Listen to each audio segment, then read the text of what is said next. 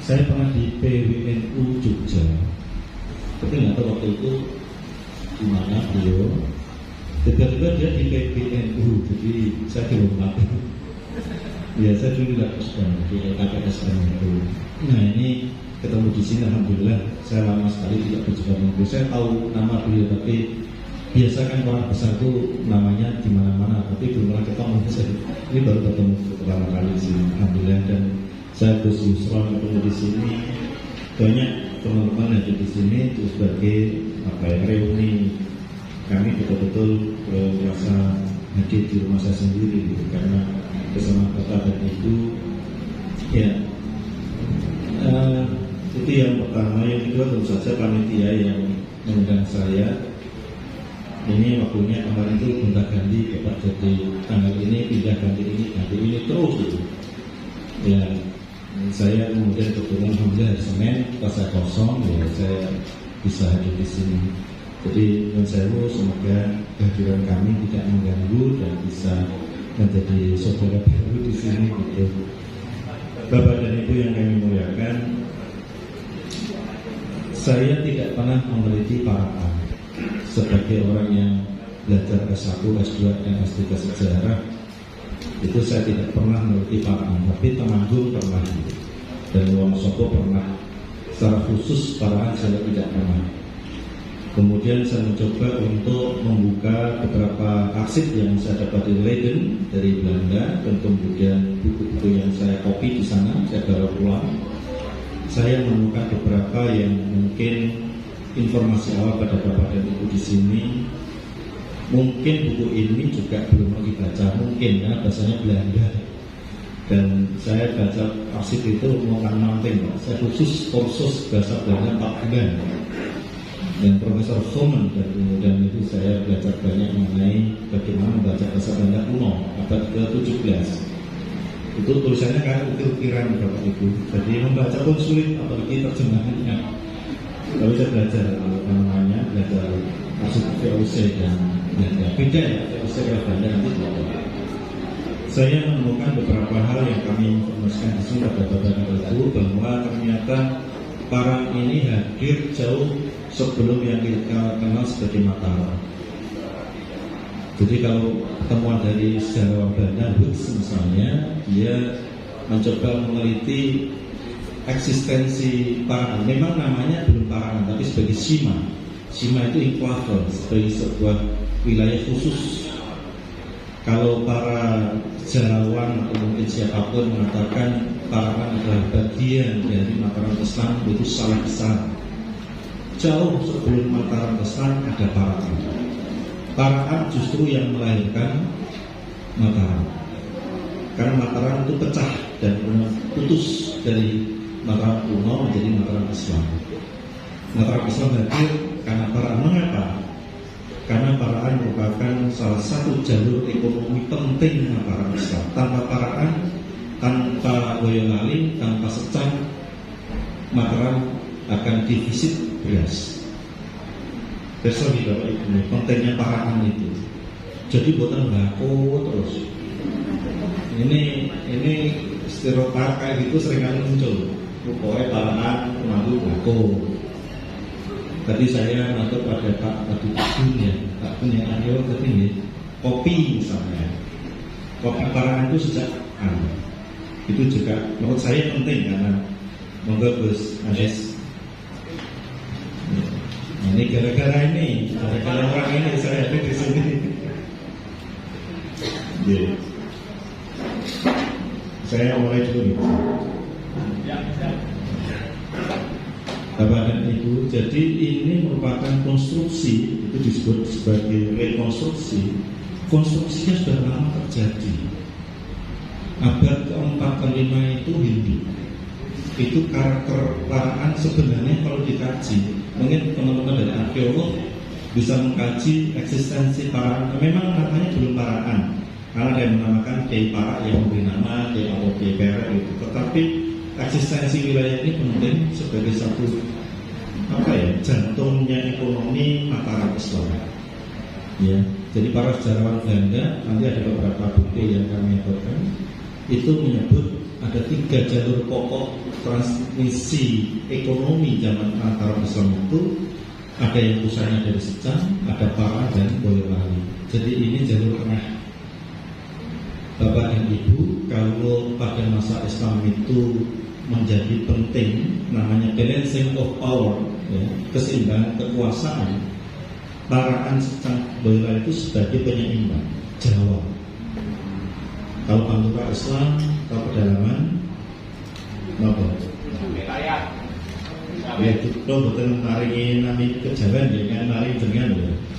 Jadi ada pedalaman, ada pantai utara Jawa. Itu jalur tengah ini penyeimbang sebagai penyeimbang politik, penyeimbang ekonomi maupun penyeimbang budaya. Nanti Gus Jadul akan cerita kebudayaannya seperti apa. Abangan atau santri atau priai atau itu nanti beliau yang lebih tahu karena beliau adalah ahli kebudayaan dan beliau praktisi kebudayaan di pengurus besar Nahdlatul Ulama. Tapi saya ingin mencoba memberitahukan bahwa ini pentingnya Parakan sehingga sebenarnya Bapak dan Ibu sih bangga lebih dulu daripada Mataram. Kehadiran Parakan lebih dulu daripada Mataram. Mataram kuno maupun Mataram Islam. Ya, ini kalau kita lihat eksistensinya karena saya ketemu Profesor John Dixit di NUS. Saya pernah cerita bagaimana perak, emas, besi, kemudian elektrum. Nah ini saya nggak tahu elektrum bentuknya kayak apa. Bapak Ibu pernah dengar elektrum? Mata uang namanya elektrum. Nggak pernah bersama. Saya yang tahu Pak John Dixit, tapi dia menentukan bendanya, tapi nggak bisa menyebut ini apa. Saya di NUS, saya pernah ngajar di NUS Singapura. Itu beliau menyatakan ini elektrum. Ini mata uang yang pernah jadi alat perdagangan pada masa-masa Mataram kuno, bahkan sebelum Mataram kuno. Hebatnya Parakan di situ. Jadi jangan bambu runcing terus. Saya membaca sejarah Parakan bambu runcing terus.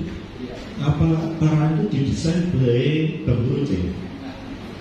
Saya tidak menafikan Kiai Sukesi untuk hebatnya beliau dalam menggerus revolusi di Parakan, tetapi kalau Parakan itu identik dengan bambu runcing, dengan pakai diostani atau pakai sebab konten dokumen Parakan dia kurang benggol waktu itu bandit.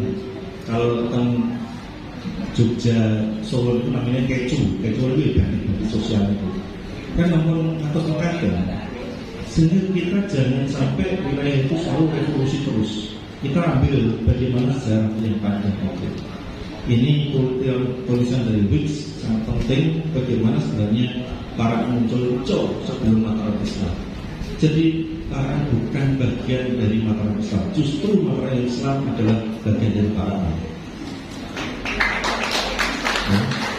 Saya sempat mengatakan karena Jogja itu hadir pada tahun 1756 setelah perjanjian Giyanti. Mataram jauh sebelum itu.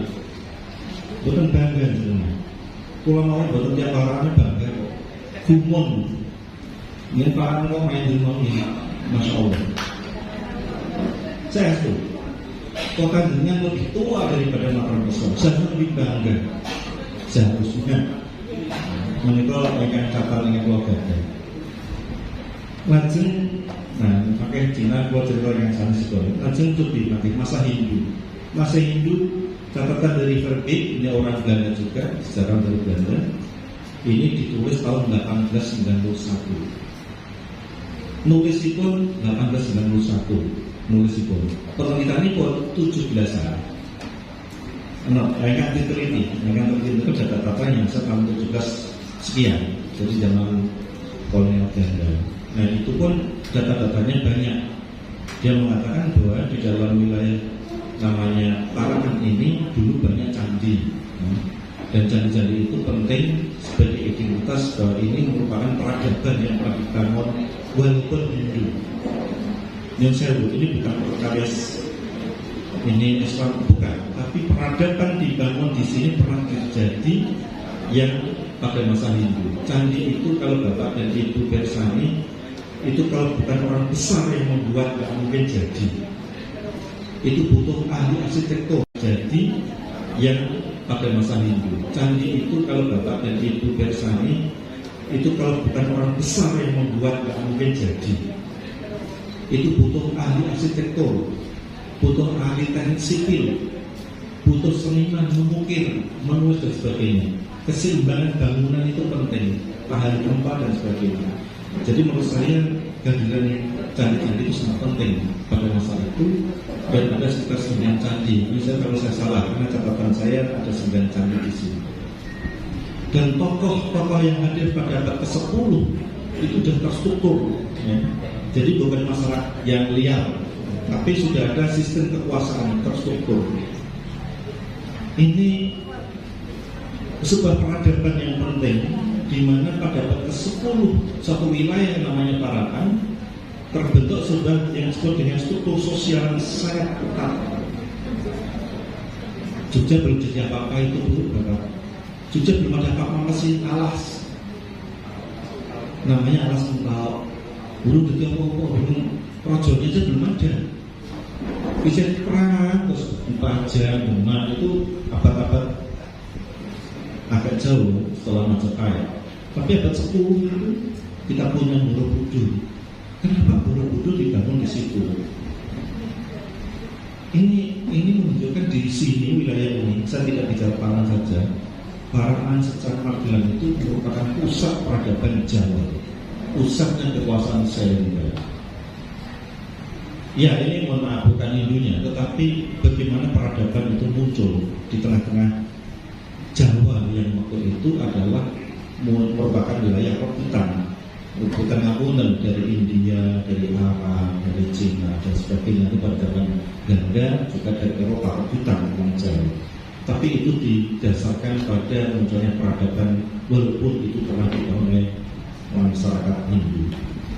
Jadi kalau nanti saya sampaikan beberapa buku, nanti kalau memang penting, ini catatan Verbeek dan Kasparis ini penting. Kasparis adalah arkeolog, ya, jadi dia mencatat beberapa artefak di wilayah Parakan yang kemudian menjadikan dia menjelaskan bahwa Parakan merupakan wilayah yang sangat penting di dalam tradisi dan peradaban Jawa. Kemudian pada abad 10 juga ditemukan inskripsi rukam dan sebagainya. Jadi banyak catatan Bapak dan Ibu, namanya inskripsi itu adalah catatan di dalam batu, di batu. Itu kalau yang tidak punya seni dan tidak punya kecanggihan mengukir itu nggak bisa nulis itu. Itu abad ke-10.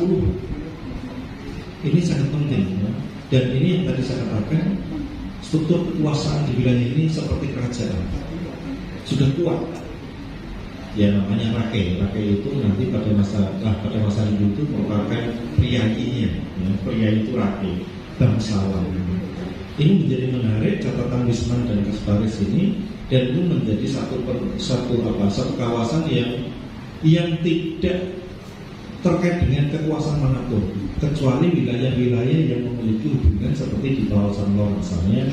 Ada proses terusan, nanti mohon maaf kalau nanti saya salah saya nulis inskripsi ini, mohon diingatkan karena saya bukan arkeolog, saya sejarawan. Dan ini menjadi penting, Parakan menjadi sentral kosmopolitanisme kekuasaan Jawa dan sekaligus sebagai titik sentrum kegiatan ekonomi di Jawa.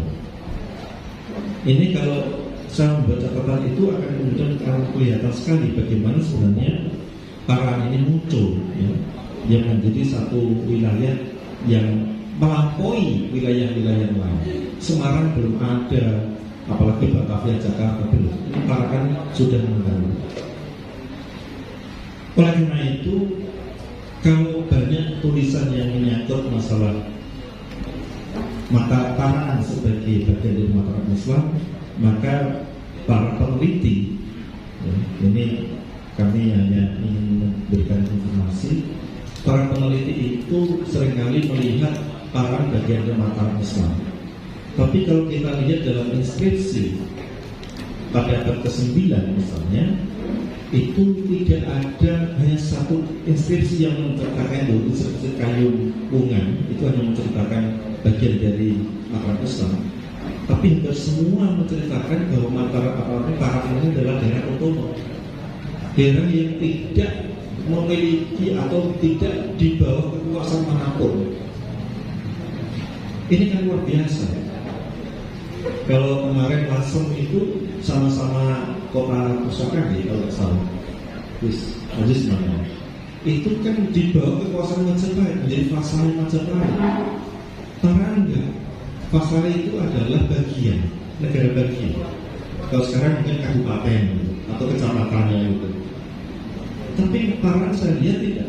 Dia justru menjalin hubungan ekonomi dan politik sekitar wilayahnya saja. Tadi saya mau matur hanya tentang Boyolali dan Parakan. Itu menjadi sirkulasi politik dan ekonomi untuk otonomi Parakan. Pertanyaannya adalah, mengapa Parakan bisa seperti ini? Maka kemudian kalau ada cerita mungkin catatan sejarah katakan bahwa setelah huru-hara geger pecinan 1740 itu banyak korban-korban Cina yang lari ke daerah timur, termasuk di Parakan. Jangan-jangan karena Parakan bukan karena nyamannya, tapi punya potensi ekonomi karena menjadi bagian penting sebagai titik sentral aktivitas ekonomi.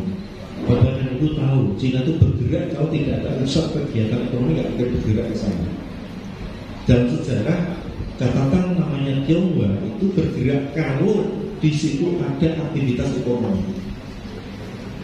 Ini argumentasi yang saya bangun. Mengapa Cina itu datang ke Parakan? Pasti ada aktivitas ekonomi.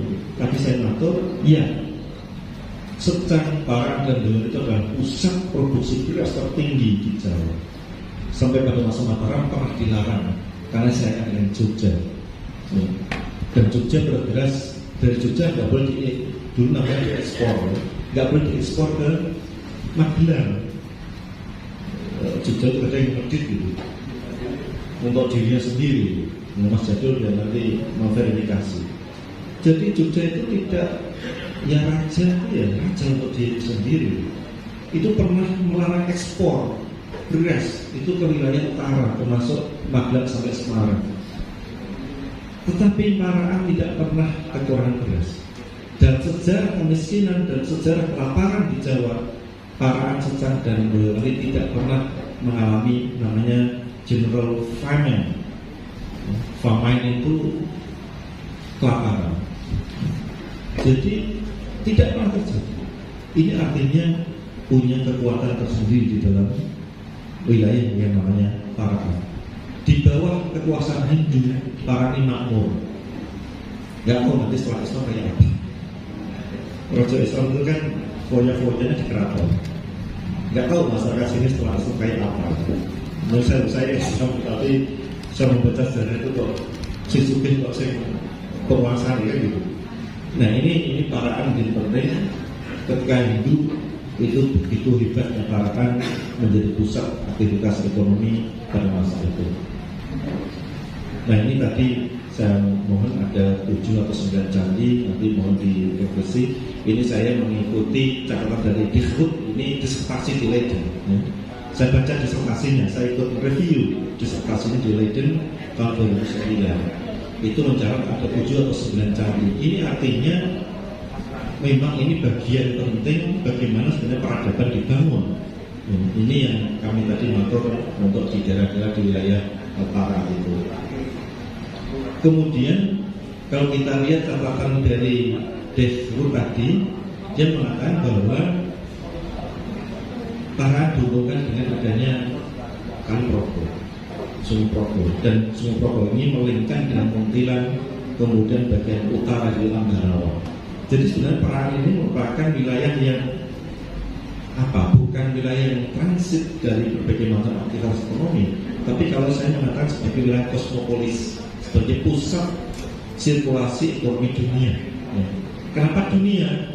Tadi saya matur pada abad ke-5-6 itu sudah ditemukan perdagangan dengan mata uang yang jelas, ada emas, ada perak, ada besi, dan ada elektronik. Jadi ini menjadi sangat penting kalau catatan saya seperti itu.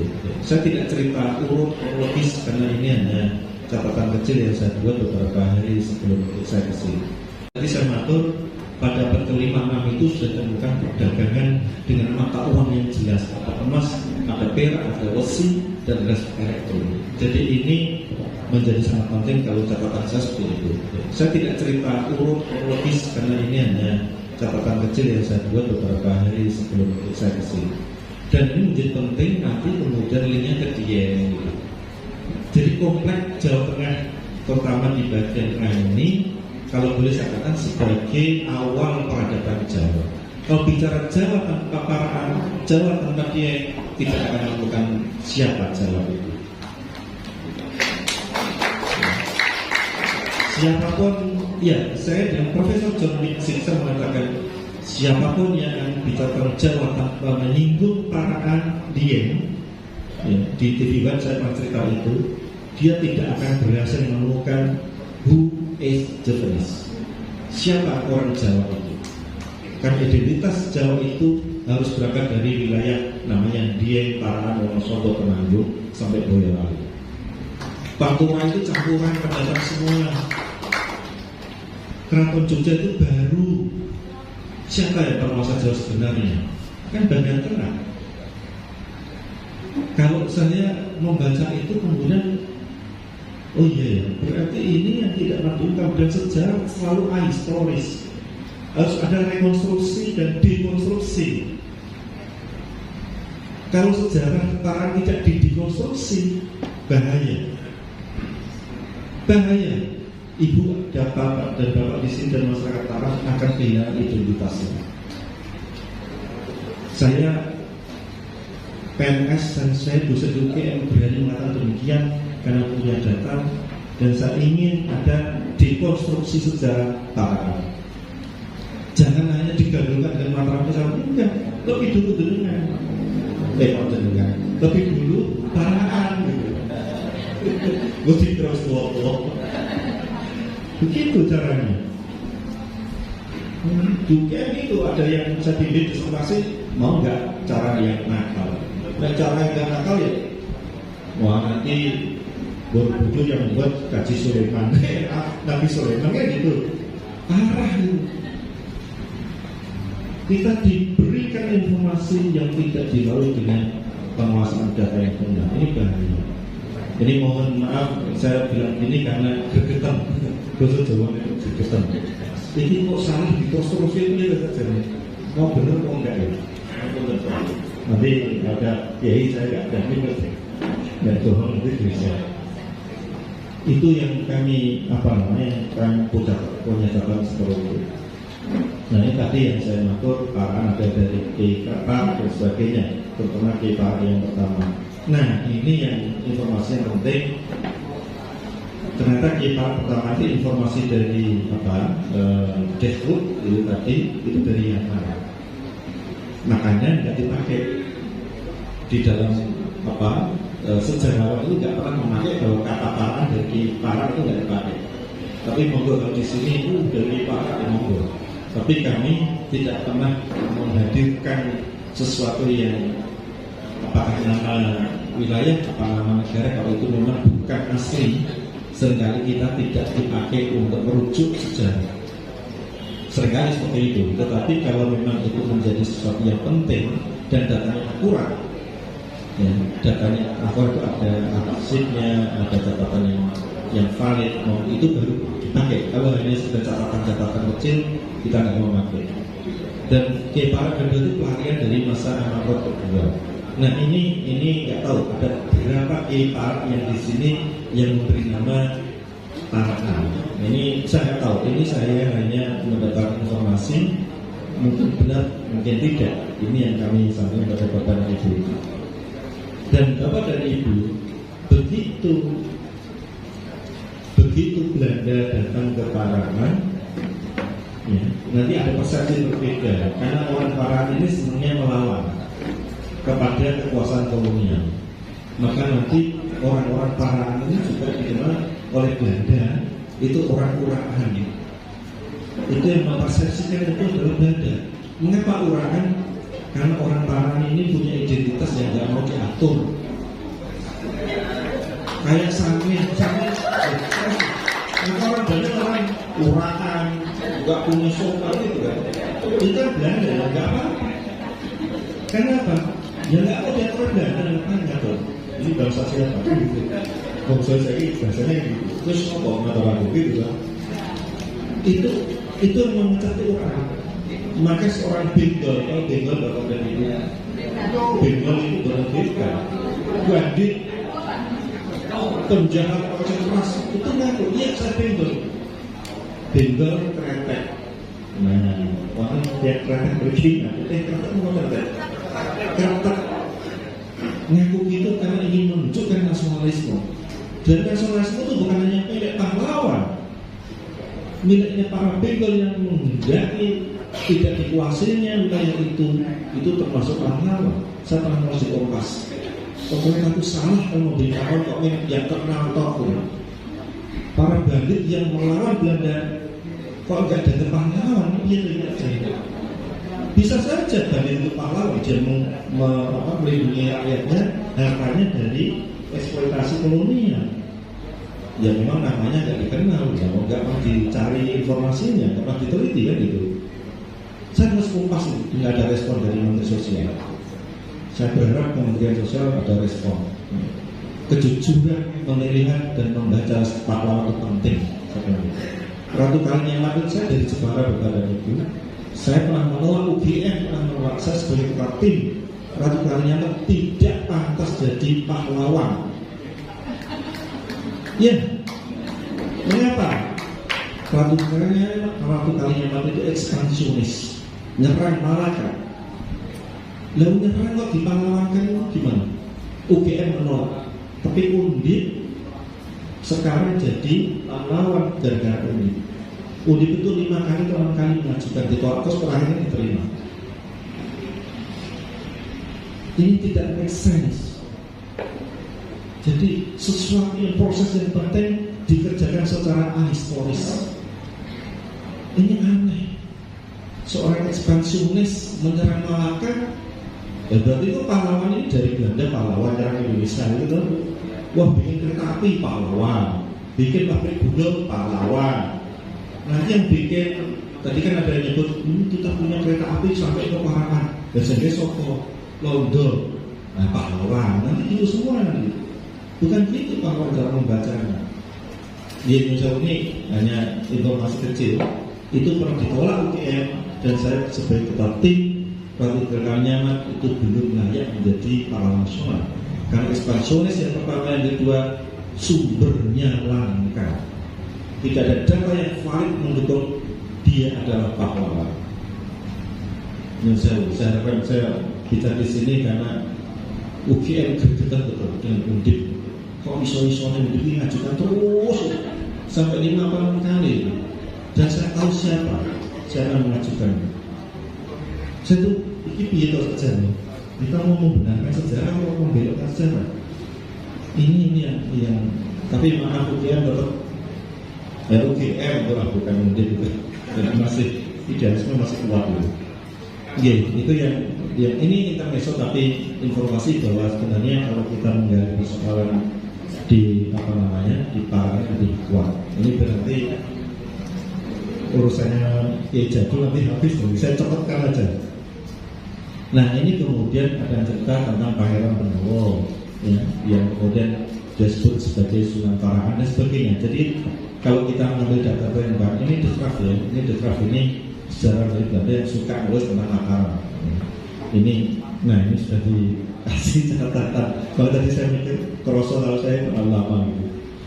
Nah ini mohon nanti ada catatan yang kami tinggalkan di sini. Kemudian sumber asing zaman Belanda, ya, terutama dari Babat. Babat itu jadi kira nulis orang Jawa, Bapak Ibu. Itu Babat Tanah Jawi itu berat, versinya banyak sekali. Versi Jogja, macamnya versi. Jadi hati-hati kalau sumbernya Babat Tanah Jawi, wah wong Jawa yang nulis belum tentu. Ya. Bisa jadi orang Belanda namanya Vickers, itu konsultan dari Sunan dari Satrosuro, itu sering kali pesan gawe ini itu namanya Vickers. Coba kalau seperti itu piye cara sejarah Jawa itu kayak apa gitu? Ada namanya Vickers, orang Inggris menjadi konsultannya Sunan.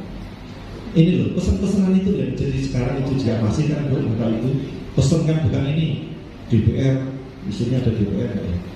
Pejabat, ini ada pejabat pesan kan buat ini itu ada. Ini kalau itu yang terjadi maka ada dekonstruksi sejarah yang dikonstruksi dirinya sendiri dan sejarah hilang jadi mitos. Mungkin itu beberapa hal yang masih banyak sebenarnya, tapi takutnya nanti kayak jadul kayak kemanan waktu. Nanti dia senang ngomongnya sedikit bayarannya siapa? Yang saya itu mau ngambung saya itu Vero kawan bersama itu. Ya. Moga selanjutnya Gus Jadul. Ya. Sebatas nanti saya kasih catatan. Moga Gus Jadul. Assalamualaikum warahmatullahi wabarakatuh. Selamat sore, selamat sejahtera untuk kita semua. Terima kasih kepada tokoh masyarakat, para kiai, ulama, dari dinas pendidikan, ibu semua, Mas Moderator, Mas Tamko, Dr. Arif Ahya dan Gus Aziz, semua panitia. Terima kasih ya atas kesempatan yang diberikan kepada saya. Walaupun mungkin di posternya juga sama, kalau Gus Aziz hanya fotonya yang berbeda tapi namanya tetap gitu. Saya lebih kacau lagi itu ya. Saya lebih kacau lagi nama dan fotonya juga berbeda. Jadi itu kebohongan publik ini panitia ya. Jadi yang di poster itu yang datang begini. Jadi saya baru kemarin siang apa agak sore dengar ternyata Mas Sastro ini sakit gitu dirawat sama dokter karena habis keluar negeri beberapa umroh 2 kali katanya, jadi akhirnya baru datang semalam dan secara fisik tidak memungkinkan. Nah akhirnya saya diminta untuk menggantikan gitu ya.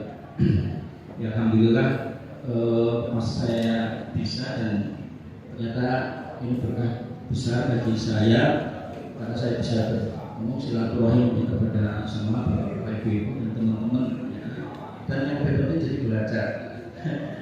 Saya hanya punya waktu semalam kan sebanyak sampai jam hampir jam 12 lebih gitu ya. Nah bapak ibu sekalian begini, kebetulan juga momentumnya ruang bumi Marakan. Nah, saya akan memulainya begini. Tadi Pak Arif Ahya memberikan banyak sekali data-data kepada kita. Ya, itu tentu saja sangat penting, Dan itu bisa menjadi satu pijakan untuk kita merekonstruksi atau juga memberikan tafsiran terhadap Marakan ini sendiri. Nah, saya akan memulainya justru dari kata Parakan. Ya, Parakan ini sih bahasa kuno. Kalau kita googling, itu yang namanya wilayah Parakan itu bukan di sini. Ya. Di Jawa Barat itu banyak itu tempat-tempat wilayah-wilayah di saya yang namanya juga Parakan. Di Jogja itu juga ada kecamatan itu Keparakan, Parakan Lor, Parakan itu juga ada di Yogyakarta, di daerah Jawa Barat ada beberapa. Nah di dalam bahasa kuno Jawa Sunda, bahasa Sunda itu juga mirip dengan Jawa kuno. Parakan itu artinya pertapaan. Parakan itu artinya pertapaan. Nah ini menguatkan apa tadi data-data yang disampaikan Pak Arif Ahya. Saya pernah sempat kelas browsing itu di prasastinya dulu atau di mana itu ini wilayah disebutnya Sima. Sima itu perdikan. ya Sima itu daerah perdikan, ya, bebas pajak. Nah, kenapa bebas pajak? Itu karena itu menjadi wilayah penyangga kerajaan yang sifatnya mengatasi struktur politik. Ya. Jadi Sima itu wilayah yang dibebaskan pajak karena ini tempatnya para brahmana, ya, pertapaan para guru, ya, para dewa guru, ya, tempat untuk, kalau bahasa sekarang mungkin ya padepokan, pesantren, ya, tempat-tempat yang menggodok, ya, menggodok calon-calon manusia, sebetulnya manusia yang punya integritas, punya kekuatan, ya, punya daya rohani untuk mengasah, ya, tempat untuk mengasah daya-daya rohani manusia, sehingga Sima, ya, dewa guru atau tanah-tanah perdikan ini berpajak karena dia mengelola tempat-tempat suci, tempat-tempat untuk bertapa, tempat-tempat untuk menggodok para wiku, para brahmana, para pandai, para apa, yang kekuatan para pandai brahmana itu yang akan menjadi legitimasi tegaknya satu raja. Kita ingat dulu ketika kerajaan, ya, sebelum Singosari, Dharma Wangsa itu, ya, kerajaannya diserbu oleh dari orang Murawali itu hancur, kerajaannya dibunuh Dharma Wangsa. Erlangga ini yang masih kecil, ya, masih remaja baru menikah itu. Beliau lari ke gunung. Jadi ke daerah perdikan. Saya mau belajar. Nah, kalau kemudian ketika dia sudah matang secara rohani, dia dilegitimasi, didukung oleh para brahmana, para wiku itu untuk menegakkan kerajaan. Sehingga kemudian beliau mendirikan, membangkitkan lagi kerajaan di Kauripan, ya, dan seterusnya. Jadi setengah benar dari masyarakat itu Parakan itu dan menjadi yang menjadi tempat untuk menggodok calon-calon raja, menjadi legitimasi yang menjaga kawasan, menjaga keamanan, menjaga menjadi hubungan antara keseimbangan satu wilayah, menjaga hubungan dengan alamnya, dengan Tuhan. Itu wilayah. Nah,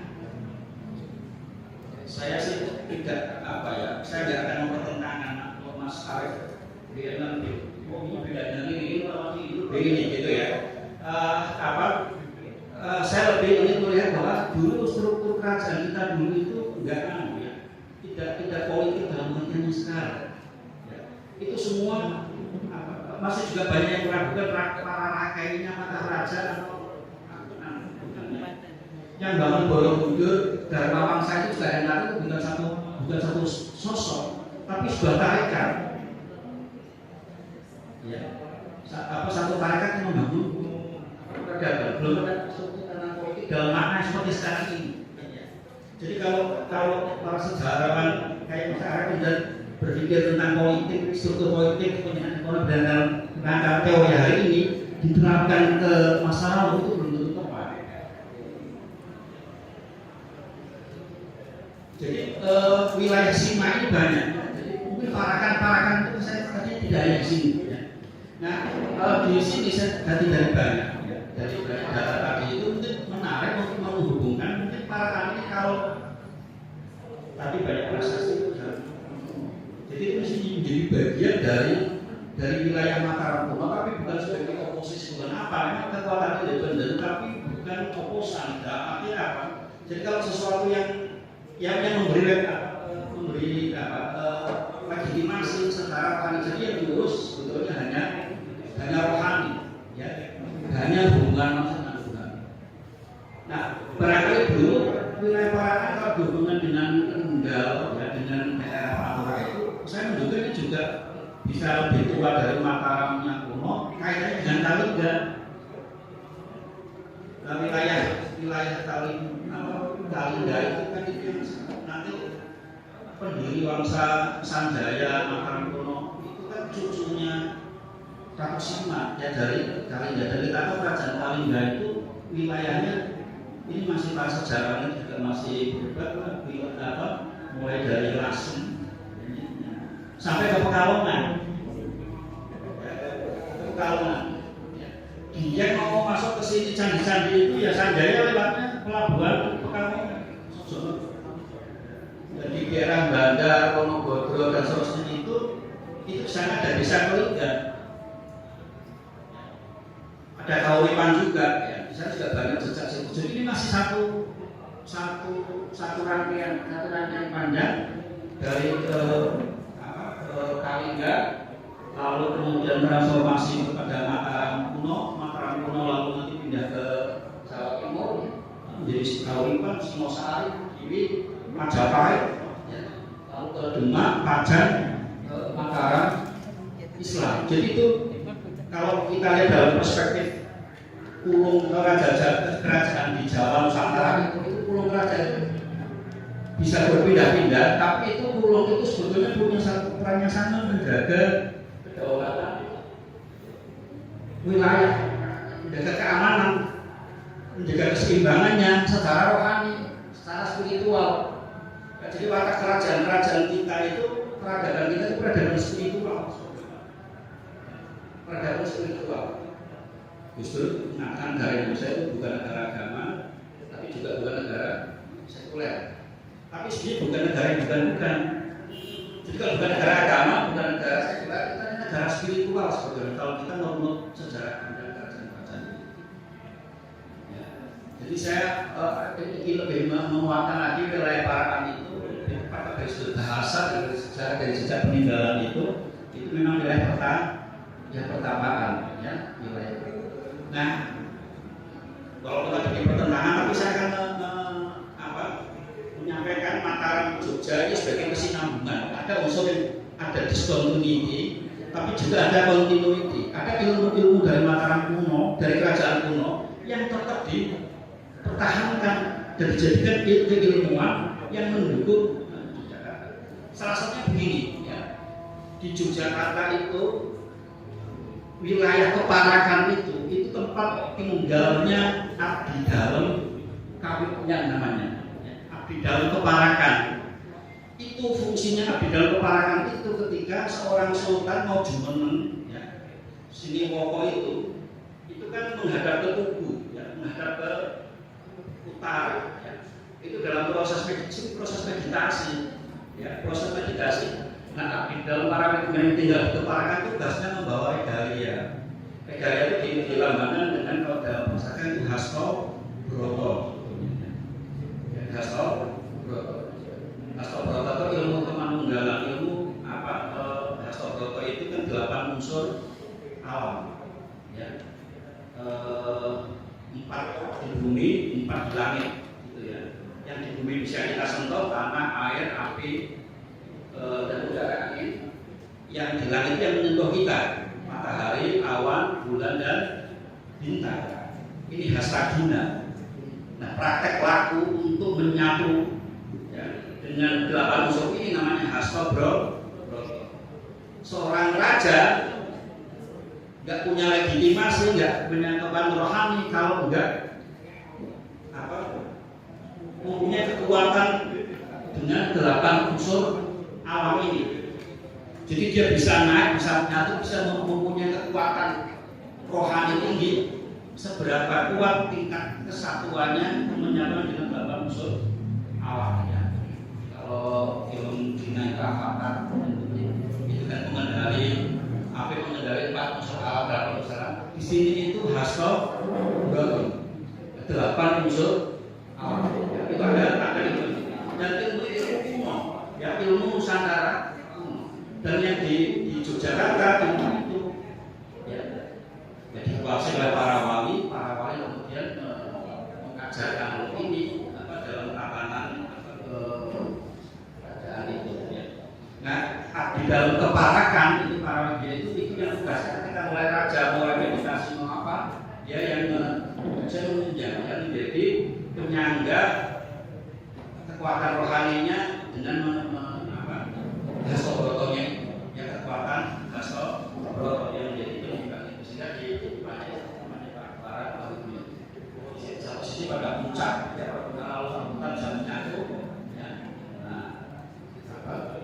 kekuatan kebijaksanaannya ini yang diharapkan akan bisa kebijaksanaan yang melindungi ya semua warga negara, semua rakyatnya ya, dan keamanan lingkungannya, sejarah dan semuanya itu.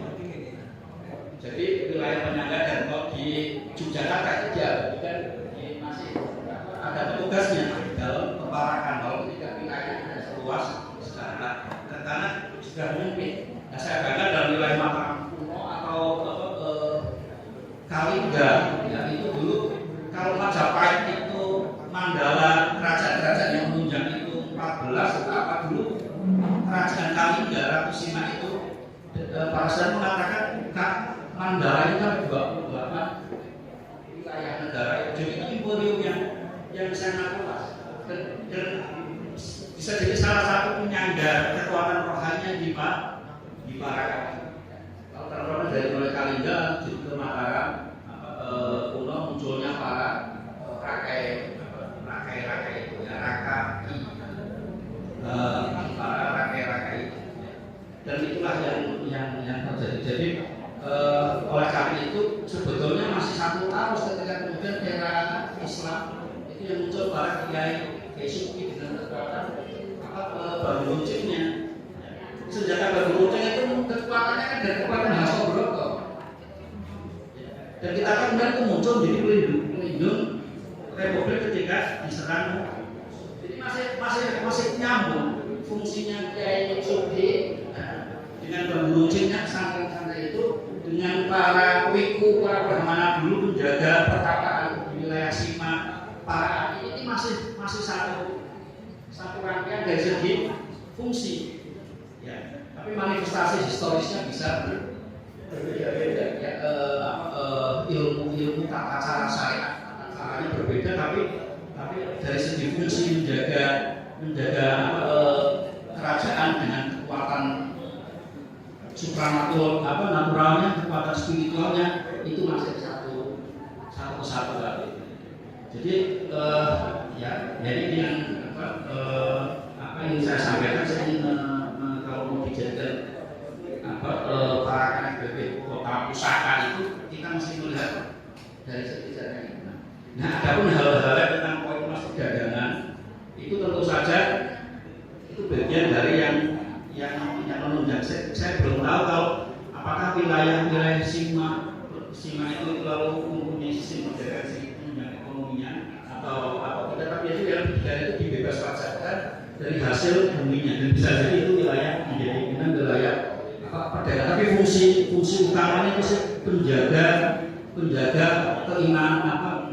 keamanan, kesejahteraan, keselamatan negara dari sisi spiritualnya. Ya.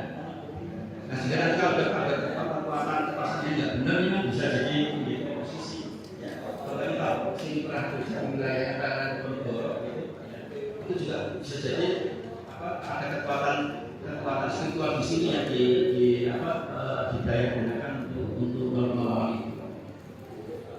Nah, kemudian kalau Belanda mendatangkan ini dijadikan tempat candi Cina dan sebagainya, itu menurut saya sih memang langkah Belanda itu punya antropolog yang canggih yang tahu kekuatan spiritual apa itu mereka punya bisa mendeteksi, karena mereka punya usaha dengan merusak.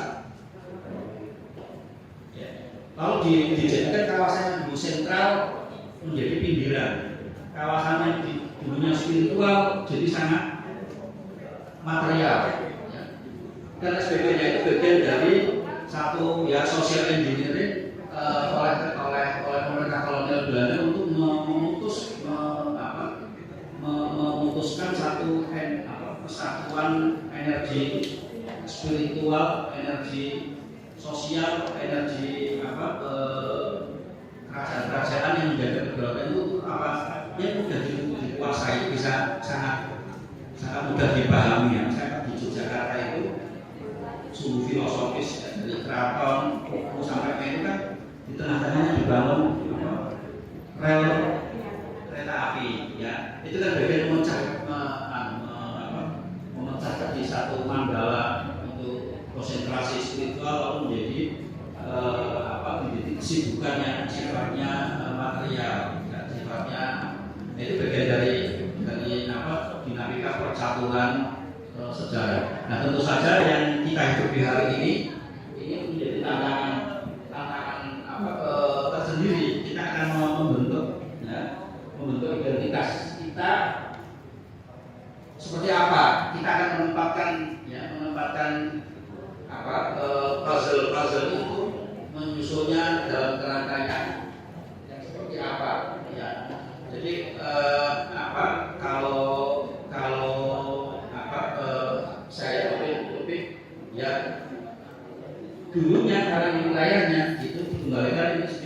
pasti akan rusak spiritualitas.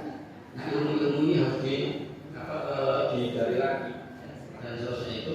Nah, dua itu dari spiritualitas karena untuk kekuatan-kekuatan yang untuk menjaga mengembangkan kesejahteraan dunia, ada ekonominya, ada sosialnya, tapi ini munculnya, lahirnya kesejahteraan yang sifatnya material itu lahirnya dari kekuatan spiritual. Sehingga juga kesinambungannya seperti itu. Demikian Mas Kantor, ya saya terima kasih. Assalamualaikum warahmatullahi wabarakatuh. Terus sejarah di sini Mas, kayaknya brothers semangat dan dari samping kita nih berobias semangat ya. Terima kasih, ini sangat luar biasa Bapak Ibu. Sekali lagi yang menjadi tidak gampang. Betapa ternyuh kita bahwa para kan kalau dari terjemahan yang beliau sampaikan tadi, bicara tadi ini perpakaan. Maka di mana-mana perpakaan itu, di mana-mana ini sing jogo itu baik sing netok maupun masing netok. Kira-kira kayak gitu. Menjadi spiritual itu Gusti Allah melindungi, malaikatnya melindungi, prajuritnya juga melindungi, makhluk-makhluk yang tidak kita kenal melindungi. Kira-kira gitu ya. Masalahnya ya. Ini menurut yang diceritakan Gus Dur bahwa negara kita memang dilandasi dari spiritual. Barangkali kita juga karena spiritual, cara modelnya tidak digerakkan. Mas Titis, Mas Wahyu.